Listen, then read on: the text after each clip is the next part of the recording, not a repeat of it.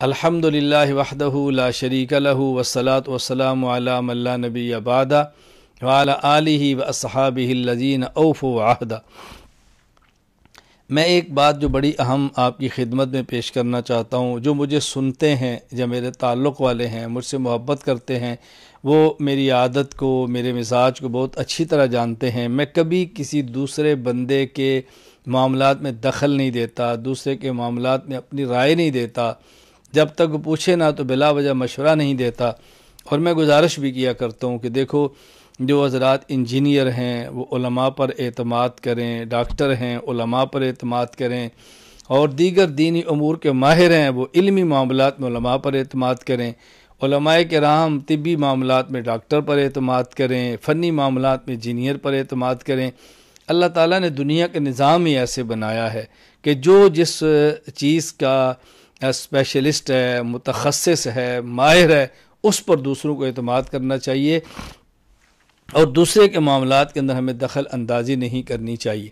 آپ نے میرے ہزاروں بیانات سنے ہوں گے، کبھی آپ نے نہیں سنا میں کبھی بیماریوں کے نسخے بتاؤں، کبھی ٹوٹکے بتاؤں، کبھی علاج بتاؤں۔ بھی ہمارا یہ فن نہیں ہے، ہمارے ذمے ہے قرآن کریم کی تفسیر بیان کریں، احادیث کی شرح کریں، مسائل فقہیہ پیش کریں، اور عقائد پر محنت کریں، یہ دینی امور میں مسلمانوں کی رہنمائی کریں، اور جس حد تک ممکن ہو مسائل صحیح بتانے کی کوشش کریں۔ لیکن اس وقت میں آپ کی خدمت میں جو بات عرض کرنا چاہتا ہوں وہ یہ کہ اس وقت ایک بیماری ہے جو بہت عام ہے، اور میں خود اس کا شکار رہا ہوں، میں گزرا ہوں اس بیماری سے، اور مختلف لوگ اس پر علاج کرتے ہیں، علاج بتاتے ہیں، پتہ نہیں کتنے پیسے خرچ کرتے ہیں۔ بیماری ہے شوگر کی۔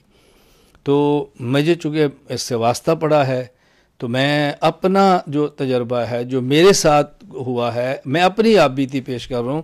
آپ اس کو مناسب سمجھیں تو دیکھ لیں، نہ مناسب سمجھیں تو میرا اپنا معاملہ ہے۔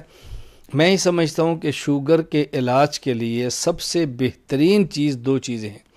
نمبر 1 خوراک، نمبر 2 واک، یعنی خوراک ٹھیک استعمال کریں۔ مثلا جو شخص شوگر کا مریض ہے اس کو چاہیے کہ کچھ عرصہ تک، جب تک شوگر کا علاج نہیں ہوتا، جس حد تک ممکن ہو گندم سے پرہیز کرے، چاول سے پرہیز کرے، میٹھے سے پرہیز کرے، بیکری کی بنی تمام چیزوں سے پرہیز کرے، جس حد تک ممکن ہو کوشش کرے اسے روکے، اور کھانے میں وہ سبزیوں کا استعمال زیادہ کریں، اور وہ چیزیں استعمال کریں کہ جس سے شوگر پیدا نہ ہو۔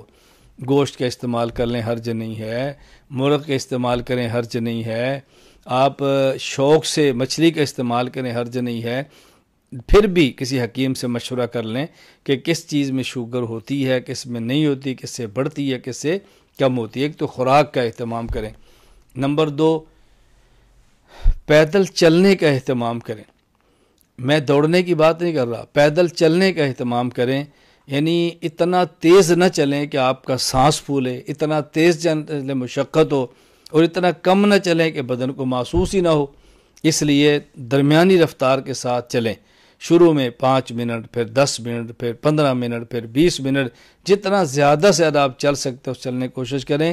خوراک اور واک، ان دو چیزوں کا خیال کریں، انشاءاللہ العزیز آپ خود محسوس فرمائیں گے کہ شوگر کی بیماری سے آپ کو کس قدر فرق پڑا ہے۔ 1 سال پہلے میں اپنی بات عرض کرتا ہوں، 2 گولیاں صبح، 2 گولیاں شام شوگر کی لیتا، اور خالی پیٹ 335 میری شوگر تھی۔ کئی ایک ڈاکٹروں نے کہا کہ انسولین شروع کر دو، لیکن میں نے شروع نہیں کی، لیکن اپنے قریبی دوست احباب کے کہنے پر، جو اس بات کے ماہر ہیں ان چیزوں کے، میں نے واک شروع کی، اور خوراک ان کے کہنے پر تبدیل کی۔ خوراک اور واک سے بحمد اللہ تعالی بہت، یعنی تقریباً 3 یا 4 ماہ کا عرصہ مجھے لگا کہ خالی پیٹ 335 کی بجائے 130 اور 35 آ گئی۔ صبح کی 2 گولیاں، شام کی 2 گولیاں بھی ختم ہو گئیں، گولیاں بھی ختم ہو گئی، شوگر بھی ٹھیک ہو گئی، اور نسخہ صرف خوراک اور واک۔ میں بھی آپ سے گزارش کروں گا کہ زیادہ ادویات پر انحصار نہ کریں، گولیوں پر انحصار نہ کریں۔ یہ شوگر کی جو ادویات ہیں وہ کم کھائیں، بس خوراک ٹھیک رکھیں اور واک ٹھیک رکھیں، بلا وجہ کی ٹینشنیں نہ پالیں، تعلق مع اللہ مضبوط رکھیں، نمازوں کا اہتمام کریں، اذکار کا اہتمام کریں، انشاءاللہ اللہ نے کرم کیا تو آپ محسوس فرمائیں گے کہ اس بیماری سے کافی حد تک افاقہ ہوگا۔ پھر بھی حکیم سے مشورہ، طبیب سے مشورہ ضروری ہے۔ میں آپ کو مشورہ نہیں دے رہا، میں اپنی آپ بیتی بتا رہا ہوں کہ میری شوگر کی تکلیف، بیماری کیسے ٹھیک ہوئی ہے۔ آپ کو مناسب لگے تو آپ کریں، نہ مناسب لگے تو نہ کریں، بہرحال طبیب سے مشورہ کریں۔ تو اللہ ہم سب کو صحت عطا فرمائے، عافیت عطا فرمائے، ایمان کی سلامتی عطا فرمائے، اللہ تعالیٰ عافیت کے ساتھ دین اور دنیا عطا فرمائے۔ وآخر دعوانا الحمد للہ رب العالمین۔